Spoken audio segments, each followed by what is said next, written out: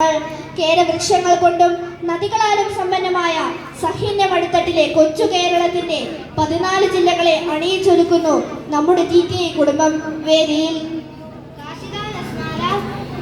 കാശിനാഥ Smara, Harikrishnan V, Abi Joseph, Shravan Vijo, Bibul Barman, Dion V Sanoj, Johan Baby, Akshay Shijo, Adon T Joseph, Emmanuel Siju, Ann Mary Jose, Vinada Jils, Neha Maria Joby, Esther S James, Isabella Grace Sabu, Jismol Joby, Ebison Saji, ബസലൻ സജി, തേജസ് മനോജ്. കേരളത്തിന്റെ തെക്കേ അറ്റത്ത് തലസ്ഥാന നഗരമായ തിരുവനന്തപുരം, അതെ അനന്തപുരം എന്നർത്ഥമുള്ള ഈ നാമം ശ്രീ പത്മനാഭസ്വാമി ക്ഷേത്രവുമായി ബന്ധപ്പെട്ടതാണ്. ഇന്ത്യയിലെ നിത്യഹരിത നഗരമെന്ന് മഹാത്മജി ഇതിനെ വിശേഷിപ്പിച്ചു. Secretariat, Raj Bhavan, space centre, techno park, Kovalam beach, Neyyar dam, Kuthiramalika കൊട്ടാരം ഇവയെല്ലാം തിരുവനന്തപുരത്തിന് സ്വന്തം. കൊല്ലം കണ്ടവരില്ലം വേണ്ട എന്ന ചൊല്ലുപോലെ പരിഷ്കാരത്തിന്റെ നൂതന ഭാവങ്ങൾ തൊട്ടുണർത്തുന്ന കൊല്ലം ജില്ല പ്രാചീന കാലം മുതലേ വ്യാപാരത്തിന്റെ കേന്ദ്രമായിരുന്നു. പോർച്ചുഗീസുകാർ, ബ്രിട്ടീഷുകാർ, ഡച്ചുകാർ വാണിജ്യം നടത്തിയതിന്റെ ചെല്ലത്തിന് സ്വന്തം. കശുവട്ടി വ്യവസായം, മത്സ്യബന്ധനം, ടൂറിസം, കയർ എന്നിവ പ്രധാന വരുമാന മാർഗങ്ങളാണ്. തമ്പലശ്ശേരി ജടായു എർത്ത് സെന്റർ, അഷ്ടമുടിക്കായൽ, കല്ലടയാർ, പുനലൂർ തൂക്കുപാലം എന്നിവയെല്ലാം കൊല്ലം ജില്ലയുടെ ടൂറിസം കേന്ദ്രങ്ങളാണ്. ശബരിമല തീർത്ഥാടനത്താൽ പ്രസിദ്ധമായ കേരളത്തിന്റെ തെക്കൻ ഭാഗത്ത് സ്ഥിതി ചെയ്യുന്ന മനോഹരമായ ജില്ലയാണ് പത്തനംതിട്ട.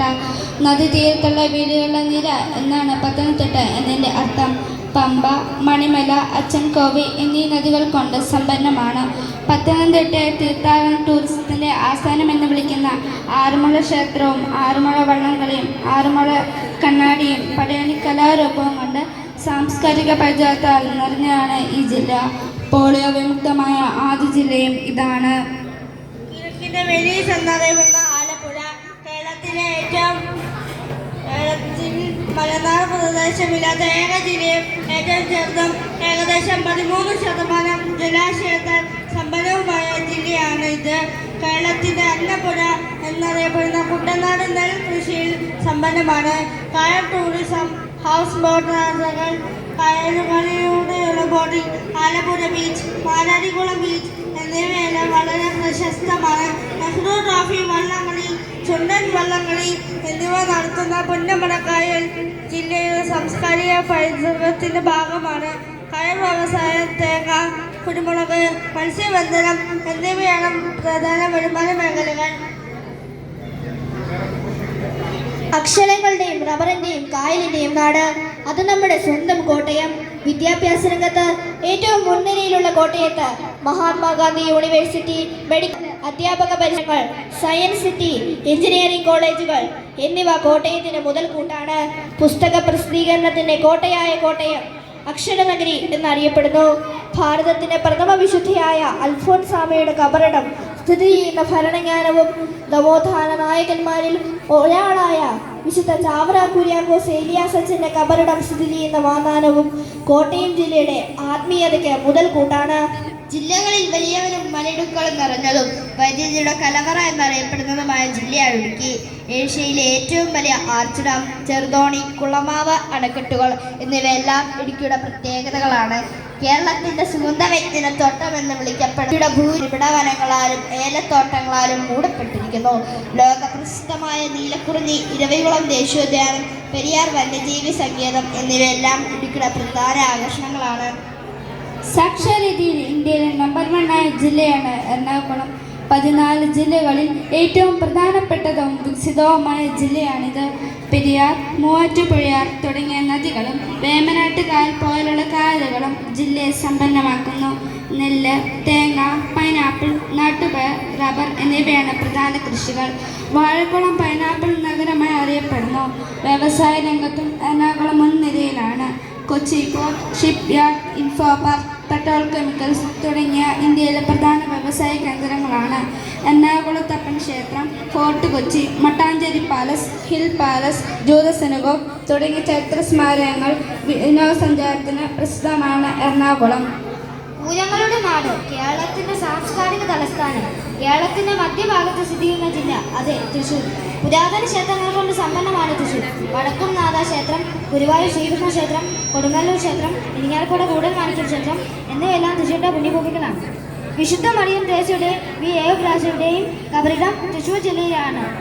കേരള കലാമണ്ഡലം, കേരള സാഹിത്യ അക്കാദമി എന്നിവയെല്ലാം തൃശ്ശൂരിന് സ്വന്തം. പുലികളി, കൂത്ത്, കഥകളി തുടങ്ങിയവ കലാരൂപങ്ങൾ ഇവിടെ ശക്തമാണ്.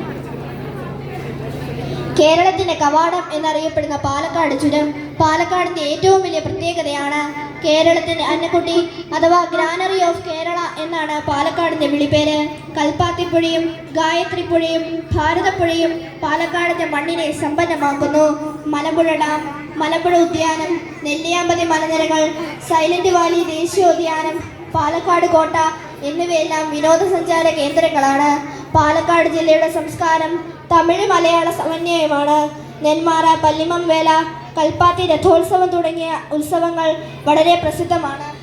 മലകളുടെ മുകളിൽ സ്ഥിതി ചെയ്യുന്ന സ്ഥലം ജനസംഖ്യയിൽ ഏറ്റവും മുന്നിൽ. അതെ, നമ്മുടെ സ്വന്തം മലപ്പുറം. കാലിക്കട്ട് സർവകലാശാല, മലയാളം സർവകലാശാല, ദാരുൽ ഹുദ ഇസ്ലാമിക് യൂണിവേഴ്സിറ്റി, കോട്ടയ്ക്കൽ ആര്യ വേദശാല എന്നിവയെല്ലാം മലപ്പുറത്തിന് സ്വന്തം. ചാലിയാർ, കടലുണ്ടി, തിരൂർ പുഴ, ഭാരതപ്പുഴ തുടങ്ങിയ എല്ലാം മലപ്പുറത്തിൻ്റെ ജലസമ്പത്താണ്. കടലുണ്ടി പക്ഷി സങ്കേതം, നിലമ്പൂർ വനങ്ങൾ എന്നിവയെല്ലാം ജില്ലയുടെ സൗന്ദര്യം വർദ്ധിപ്പിക്കുന്നു.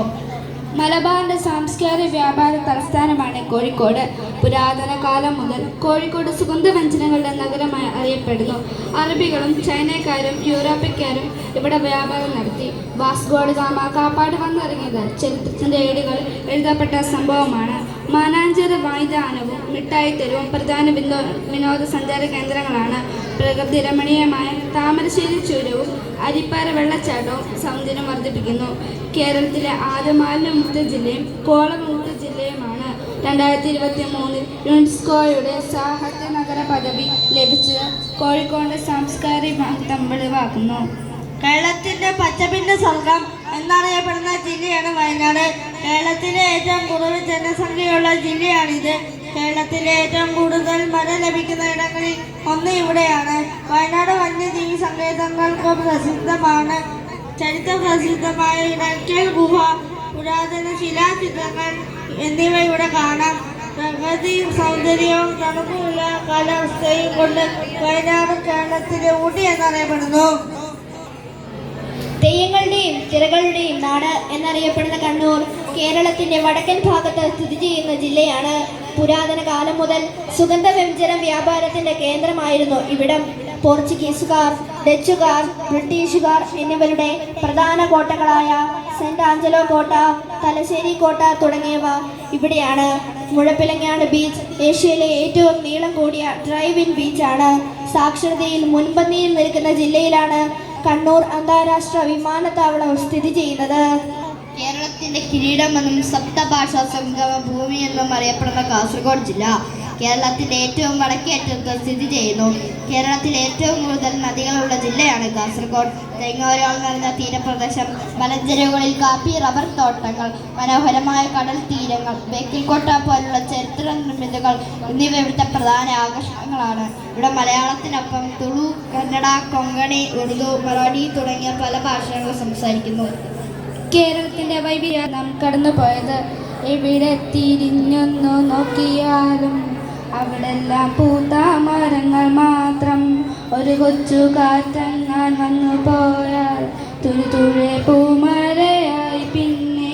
വാക്യം അനുസ്മരിക്കും പോലെ ശിശിരത്തിലും ഹേമന്തത്തിലും വസന്തമിടർത്തുന്ന പൂക്കളും ഹൃദാവയിൽ മുങ്ങിക്കുളിച്ച മലനിരകളും ചോലകളും നദികളും കുളങ്ങളും കായലും കടലും കൊണ്ട് സമ്പന്നമായ നമ്മുടെ കൊച്ചു കേരളത്തെക്കുറിച്ച് നമുക്ക് അഭിമാനിക്കാം, സന്തോഷിക്കാം. നന്ദി.